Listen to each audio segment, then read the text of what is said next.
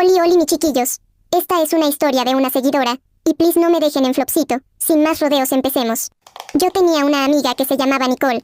Ella y yo éramos inseparables desde 2 grado.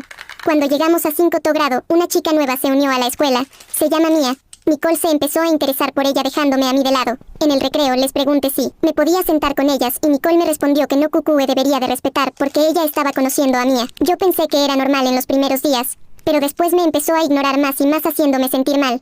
En mi salón hay un chico. Se llama Evan. Así que le pregunté si quería ser mi amigo. Me dijo que sí y yo me puse muy feliz. Unos días después estaba en el recreo con Evan y Nicole se acerca con Mía y le dice a Evan que nos dejen un momento a solas. Nicole me dijo que hacía hablándole al que le gusta. En esos momentos yo pensé que era una broma para molestarme, pero después me empujó hacia unas piedras que había en el patio. Varios alumnos vieron eso y fueron a decirle a la directora. Nicole me iba a pegar, pero llegó la directora y la mandaron a dirección.